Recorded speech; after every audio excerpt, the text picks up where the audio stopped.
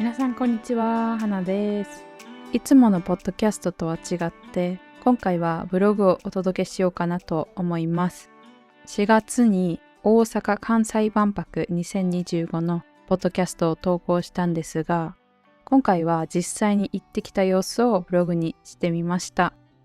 興味がある方、行きたいと思っている方はいろんな動画をすでに見ているかとは思いますが、私のポッドキャストを聞いてエキスポがあるんだと知った方もいるのではないかなと思います。そんな方は今回の動画を見て、へえ、こんな感じなんだっていうのを知ってもらえたら、見てもらえたらなと思います。今日本に住んでいたら絶対に1回は行った方がいいと思います。そのぐらいおすすめしたいです。ですが日本は遠いし高いし旅行に行けないという方もいるかと思うので、その方は今回の動画を見て雰囲気を味わってもらえたらなと思います。今回は地下鉄で行ってきました。この駅は万博のために作られた駅なので、最新、2025年にオープンしたばかりのとても綺麗な新しい駅になります。私は平日に行ったんですが、やっぱり人は多いです。駅は広いんですが、見てわかる通り人が本当に多いです。とりあえずテクテク歩いて万博会場に向かっています。さあ到着と思って外に出ると、改札の外がすぐ入場ゲートなんです。とにかく人が多いので、その流れに沿って歩いていきました。私は11時入場のチケットを持っていたんですが、9時や10時入場のチケットを持っている方もまだまだいて、ゲートでは40分ぐらい並びました。なので実際に万博会場内に入れたのは12時前でした。そしてやっと入場できました。パビリオンの予約が全然できていなくて、とりあえず会場内を散策です。竹の椅子を発見。座り心地はどうなんでしょうか。とりあえず影はできているので涼しそうではあります。人だかりの向こう側にミャクミャク発見です。ミャクミャクは今回の万博の公式キャラクターです。いらっしゃいませと出迎えてくれています。本当に人だかりができていて、みんな写真を撮っているみたいです。人が多すぎて近くで写真を撮るのは諦めましたが、手を振っておきました。入場ゲートから少し歩くと、世界最大の木造建築大屋根リングが見えてきました。生で見るとやはり迫力がすごくて壮大です。これが影になっているので、大屋根リングの下は涼しいです。大屋根リングを一旦抜けて、近くにあるパビリオンを見に行ってみます。フィリピン、アメリカ、フランスのパビリオンがあります。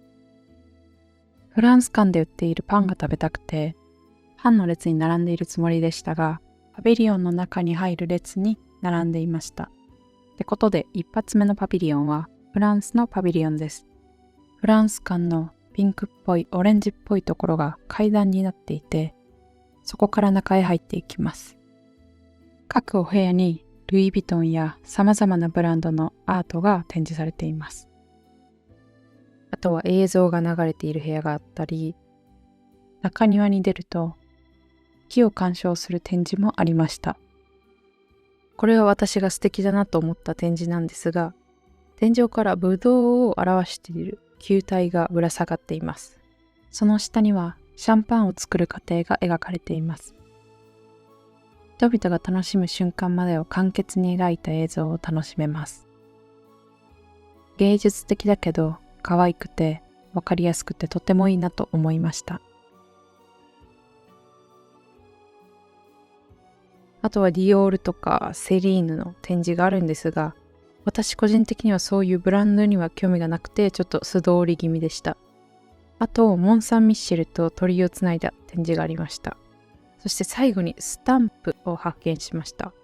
万博にはスタンプラリーというものがあって、各パビリオンにスタンプが置いてあります。それを全部集めると何か景品がもらえるみたいです。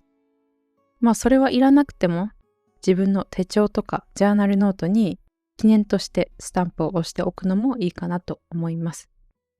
フランス館の見学を終えてまたテクテクお散歩です。正直何がどこにあるかは全然分かっていなくて、それでも初めての空間だったので、ただ歩いているだけで楽しかったです。これ真夏だったら本当に死ぬほど暑いだろうなと思いました。なので日焼け対策は必須です。日傘を差したり、日焼け止めを塗ったり、これは皆さん絶対に忘れないでください。そしてここにはいろんな飲食店が並んでいます。ここは基本的には日本食ですね。ラーメンとか、あとはいろんな定番の食べ物が置いてあります。それにしても全部のお店で行列ができています。これ見てください。めっちゃ可愛くないですか？ミャクミャクとマイメロのコラボです。こんな感じでミャクミャクとコラボしているキャラクターも売ってあります。そんな感じで歩いているとイタリア館に到着しました。イタリア館に入りたかったけど、とりあえずコーヒー飲みたいということでコーヒーを買うことにしたんですが、この決断がちょっと間違っていたかもです。この後、アイスコーヒーを買うためだけに約1時間も並びました。コンビニで買えばよかったと思いつつ、少し遠かったので、そんなに並ばないかと思っていたら予想に反してめっちゃ並びました。やっとコーヒーが手に入ったので、フランスパビリオンで買ったパンと一緒に少し休憩です。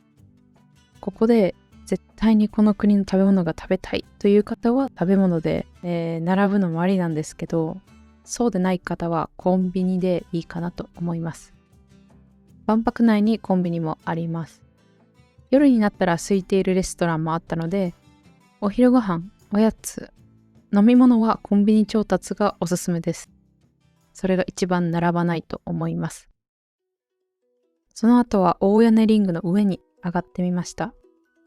どんな景色が見えるのかなとちょっとドキドキワクワクです。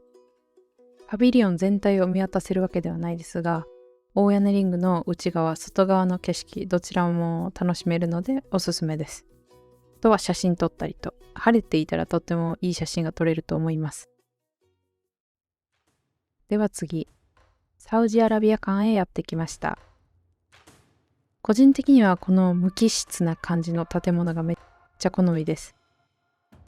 高さもあって、実際にサウジアラビアがどんな感じかはわかりませんが、サウジアラビアにいるような感覚になりました。サウジアラビア館はテーマに分かれたお部屋があって、様々な展示がありました。ちなみに次の万博が開催されるのはサウジアラビアです。なので全くサウジアラビアについて知らない人は、次の開催地はどんな感じっていうのを知るのに行ってみるのもおすすめです。外にはお土産コーナーがあって、コーヒーをめっちゃ買ってみたかったんですけど、やっぱり高と思って諦めました。そんなめちゃめちゃ高いわけでもないんですけど、やっぱ万博ということで少しは高い値段で設定されているのかなと思います。次はその隣かな。隣にあったスペイン館にやってきました。スペイン館は大航海時代からの歴史を学べるところです。コミックでその当時の様子が描かれているのも面白いです。ちなみにこれはスペイン語だけだったので私はあまり理解できなかったですが、スペイン語がわかる方にはおすすめです。スペインのバルセロナやバレンシアに旅行したことがあるんですが、それを思い出させるような映像がたくさん流れていたり、写真があったりしてとっても懐かしい気分になったし、また絶対に行きたいなという気分になりました。あとこの水、スペインのレストランに行くと必ずこの水だったなって、うわ懐かしいと思ったし、うわでも高こんな水はさすがに買われへんという、本当に一瞬でいろんな感情が湧き出てきました。せっかくスペイン館に来たのでこれは飲まないと思ってサングリアを購入しました。サングリアめっちゃ美味しかったです。おすすめです。そしてまたテクテク歩いて、これはと思ったらタイ館でした。タイのパビリオンでした。サングリアを飲んでいる時にちょうどこのショーをしている人たちが横を通っていって、うわめっちゃ綺麗な方たちだな、綺麗な衣装だなと思っていたら、タイの、ダンサーですかね、ショーをする方たちでした。華やかでいいですよね。タイ館には行かなかったのですが、次回機会があれば行きたいです。では次、大阪関西ヘルスケアパビリオンです。ここは絶対に行きたかったところなんですが、予約ができず、チケットが取れず、予約なしで行けるゾーンだけ見学です。こで何が見られるかというと、iPS 細胞で作られた心筋シートです。心筋シートって何と思う方も多いと思いますが、これは言ってしまえば動く人工の心臓です。心筋シートが自分で脈を打って動いています。機械でコントロールされているわけではありません。もし心臓の病気になってしまったとしても、これを自分の心臓につなぎ合わせると、これが自分の心臓のように機能してくれるっていうわけです。もうここまで技術も進歩しているので、今治せない病気が治る日もそう遠くはないかもしれません。あと皆さん、これ何かわかりますか？これはシャワーです。人間洗濯機です。ここに入ると15分で洗浄と乾燥が完了するみたいです。そして実際に人が入るところも見られます。皆さんはやってみたいですか？本当に疲れた日に誰かシャワーして、もう疲れた。乾燥まで終わらして髪の毛も乾かしてって思ったことを私は何回もあります。そんな時にこれがあればとっても便利だなとは思うんですが、果たして本当に綺麗になるのか、実際体験した方の意見を聞いてみたいところではあります。てな感じで予約なくてもいろんな展示があって楽しめるのが大阪ヘルスケアパビリオンです。次は韓国館です。これが唯一予約できていたパビリオンでした。韓国館は建物の中に入る前に、まずは自分の声を録音するんです。私たちにとって大切なものはという質問が出ます。その質問の答えを録音します。そして建物の中に入っていきます。暗い建物の中に入るんですが、何が起こるのかなと思っていたら、さっき録音した声が流れ始めました。そしてみんなの声を使って作られた音楽が流れます。最初は言葉が一つずつ流れるんですが、それがだんだん音楽になっていきます。これは録音した声を元に作っているので、毎回違う音楽が流れているのかなと思います。なので、いつ行っても違うものを楽しめる面白いものだなと思いました。次の部屋には、自分の息をパイプの中に吹き込むと、上からシャボン玉が降ってくるという演出がありました。で、シャボン玉が上から降ってくるはずなんですが、私の肺活量が赤ちゃんすぎて、もう全然肺活量がなくて、上から全くシャボン玉が降ってこなかったです。で、あれと思ってたら、はい、次の部屋に移動してくださいってなったので、私の肺活量がないことだけが証明されて終わりました。ここで時間を見ると、もうすぐウォーターショーが始まるとなったので、早歩きでウォーターショーが見えるところまで歩いていきました。上から見たんですが、角度的にもちょっとよく見えないところで、これは絶対に真正面から鑑賞できるところのチケットを手に入れて、そこから見ることをお勧めします。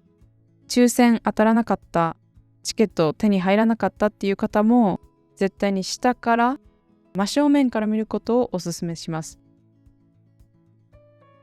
今回はウォーターショーを見るのを諦めて、ライトアップしたパビリオンを楽しみに行きました。こうやって見ると全然行けてなかった、まだまだ楽しめてなかったパビリオンが本当にたくさんあったので、絶対にもう一回万博に行かないとなと思いました。ってことで次は中国館にやってきました。中国のパビリオンです。これは建物がとってもかっこいいなと思っていたので、見てみたかったパビリオンのうちの一つです。そして中は歴史を説明するような大きなスクリーンがありました。私が好きなのは春夏秋冬、春、夏、秋、冬に分かれて米の収穫の映像を映し出していて、この絵のスタイルが好きでずっと見ていました。こんな感じで中国館は体験型というよりかは見て学ぶタイプのパビリオンでした。そして夜になってあともう一つパビリオン見に行きたいと思ったので、中国館の横にあるクウェート館に行きました。閉まる前ギリギリの滑り込みで入りました。一つ目の部屋には球体のスクリーンがあって、クウェートの映像が流れます。ただ映像が流れるだけでなく、風が吹いたり寒くなったり暑くなったりと、実際にその映像の中にいるかのような体験ができたので、とても面白かったです。次の部屋には実際にクウェートから来た砂がありました。それを触るととても気持ちよくて少し冷たくておー、なるほど、こんな感じなのねっていう体験ができます。ただ一つ、手が砂まみれになります。そして見てください、この癒し空間。私が行った時には誰もいなくて、一日の疲れを癒してくれそうな、そんな空間でした。私の家がこんな感じで広くて、天井が高くて、ちょっとオレンジっぽいライトでっていう、そんな家だったらいいのになと思いながら、そこを後にしました。最後はプラネタリウムみたいな感じで天井を見上げながら楽しみます。これも最後まで、面白くてとても良かったです。クウェート館はどちらかというと体験型の場所かなと思いました。これが最後のパビリオンでした。皆さんどうでしたか？なんか思ってた感じだな、または思ってるよりも全然違う、なんか広そう、楽しそうとか、いろんなことを思っていただけたかなと思います。夜こうやって大屋根リングの下を歩きながら、また絶対に来ないとな。次こそはもっと早く来て、もっといろんなパビリオンを予約できたらしてというふうに、もう少し計画を立ててこようと思いました。皆さん最後まで楽しんでいただけましたでしょうか？今回はここまでになります。最後まで見てくださりありがとうございました。ではまた次のエピソードでお会いしましょう。それでは。